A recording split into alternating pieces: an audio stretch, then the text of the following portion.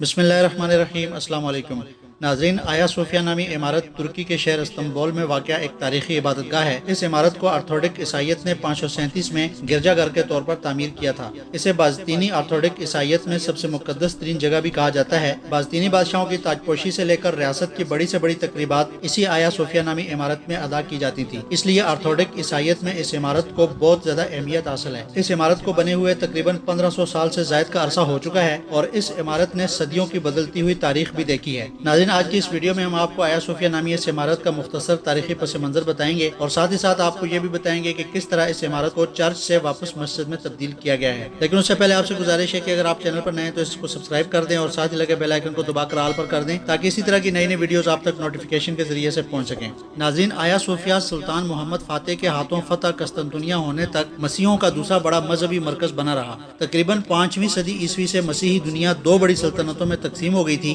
ان دونوں سلطنتوں میں ہمیشہ سیاسی اختلافات کے علاوہ مذہبی اور فرقہ وارانہ اختلافات جاری رہے۔ آیا صوفیہ کا چرچ یہ آرتھوڈکس کلیسا کا عالمی مرکز تھا۔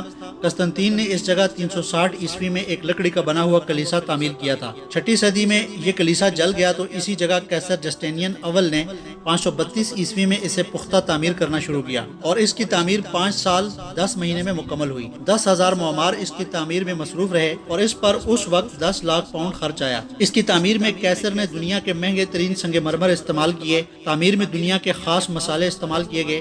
دنیا بھر کے کلیساؤں نے اس کی تعمیر میں بہت سے نوادر نذرانوں کے طور پر پیش کیے اور یہ بھی کہا جاتا ہے کہ جب جسٹینین اول اس کی تکمیل کے بعد پہلی بار اس میں داخل ہوا تو اس نے حضرت سلیمان علیہ السلام کے متعلق بیت المقدس کی تعمیر پر تکبرانہ اور گستاخانہ جملہ کہا۔ اس نے یہ کہا کہ سلیمان میں تم پر سبقت لے گیا۔ ناظرین، آیا صوفیہ پہلے آرتھوڈک عیسائیت کا چرچ تھا۔ اس کے بعد کیتھولک عیسائیوں نے جب قسطنطنیہ پر قبضہ کیا تو اس کو کیتھولک چرچ میں تبدیل کر دیا گیا۔ اس کے بعد 1453 میں جب سلطان محمد فاتح نے قسطنطنیہ کو فتح کیا تو اس عمارت کو سلطان محمد فاتح نے خرید کر مسجد میں تبدیل کر دیا، جس کے بعد 500 سال تک یہ عمارت مسجد رہی۔ اس میں اذانیں اور نمازیں ہوتی رہیں، قرآن کی صدائیں بلند ہوتی رہیں۔ لیکن خلافت عثمانیہ کو توڑنے والے ممالک کی طرف سے یہ مطالبہ کیا جا رہا تھا اور وہ یہ چاہتے تھے کہ خلافت عثمانیہ کے بادشاہوں کے تمام فیصلے بھی ختم کر دیے جائیں اور عیسائیوں کی تمام جگہوں کو واپس لے لیا جائے۔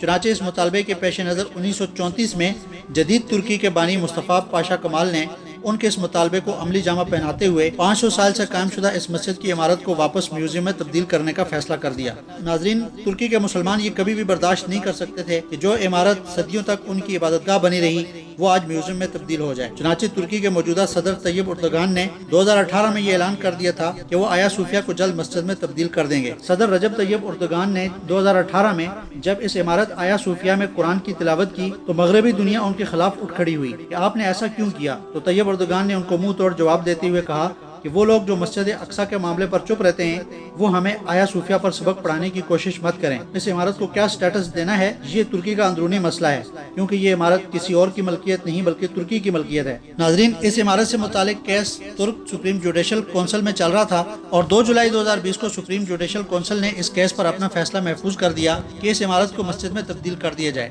طیب اردگان نے 16 جولائی 2020 کو آیا صوفیہ عمارت میں نماز باجماعت ادا کرنے کا بھی اعلان کیا ہے اور تقریباً 90 سال کے بعد آیا صوفیہ میں دوبارہ نماز ادا ہوگی۔